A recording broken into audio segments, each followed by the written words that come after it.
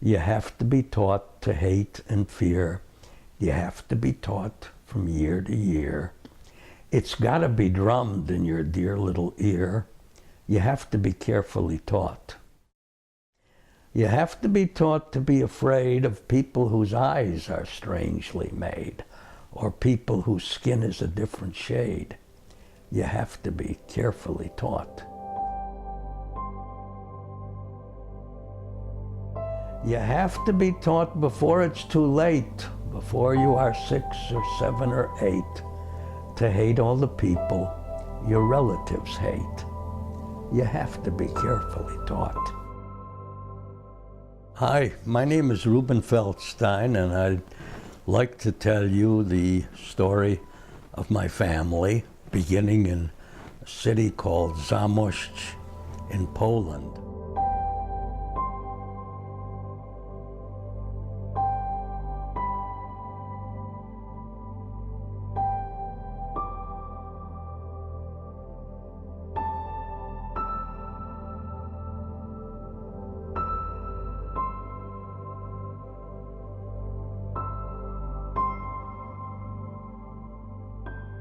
I'd like to begin by talking about the people in the photo. If you look at the back row, those are 3 siblings.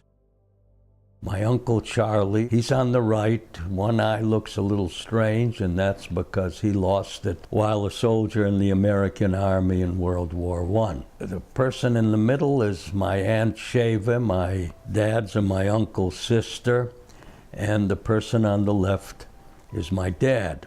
Down below we have my Aunt Hannah, myself, my sister, and my mother.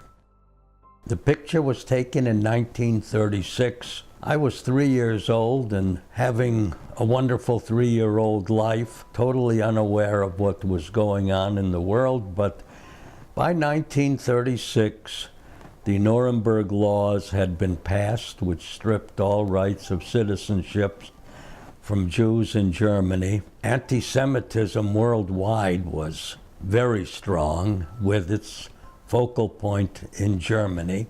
All of this was going on, and my dad asked my Uncle Charlie, who had come on a visit from America, to get him an immigration visa to the United States. Now, immigration visa allows you to eventually become a citizen. I remember it for a childish reason because my Uncle Charlie brought me a present, the sailor suit you see me in. I hated it immediately.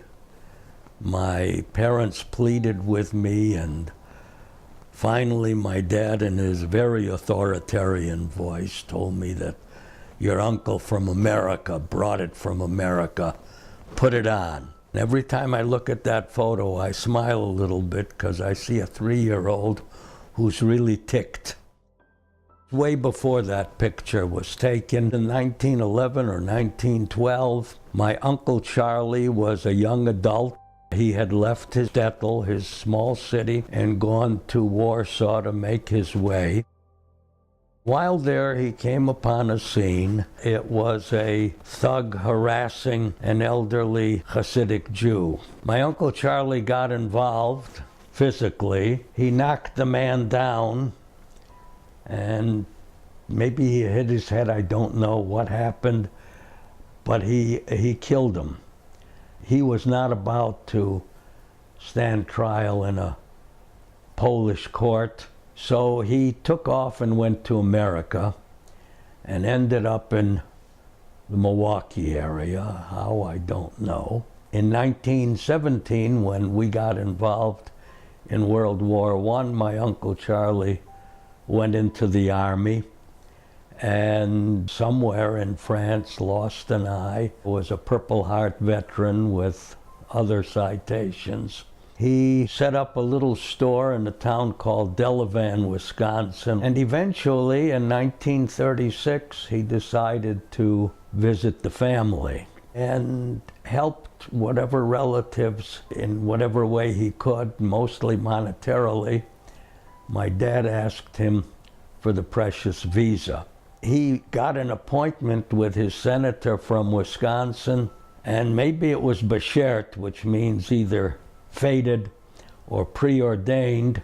He ran into his commanding officer from World War I, who said he'd like to join him and help him plead his case. Well, we got the visa, but it took, even with that kind of influence, pull, whatever you want to call it, it still took 2 years. And in September of 1938, my dad got a telegram to be in the post office at a particular time in the afternoon.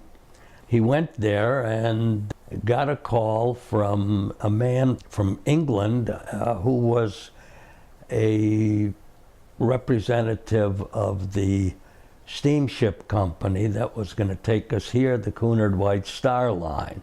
It was leaving in 4 days and everything was arranged. Would we get on it at that time? And my dad said, you know I had the visa, I know it was coming, but I thought I'd have a little more time. I have a business and so on. And the man said, well, you know, you can wait for the next ship, but I don't want that ship to leave with any empty cabins on it. And he was there alone. My mother stayed in the store, and he said, we'll be there. And I would have loved to have been a fly on the wall when he came home and told my mother, we're going to America and we have to be ready in 4 days. This was a matter of leaving. And you know, in the movies, they show you the joyousness of coming to America, and it was a joyous thing for us in the end. But it doesn't show you the part about that precedes it, and that's leaving. And the reality was we were leaving all of these people, a very large extended family, very warm extended family, and going to a place we knew very little about, deciding what we're going to take with us to this place, what we're going to leave. And I remember a wicker steamer trunk and a few suitcases. But my mother also decided that before we leave, she'd like to have a party for the children. Now, she had 4 days to do all that I've described, and she thought it was important that we should say goodbye. And there's an old family photo I have of the party. There's 18 children in that photo. I only know of 3 who survived. I don't know what happened to the other 15, but I would imagine that most, if not all of them, did not survive. The only 3 in there who did survive were myself, my sister, and my cousin Gershon, who became Jerry when he came to America after the war. We left. We got up to Gdynia, the Polish port, and on the ship we were going, in order to get to England, to get the ship that would take us to America, we had to go through the Kiel Canal in Germany.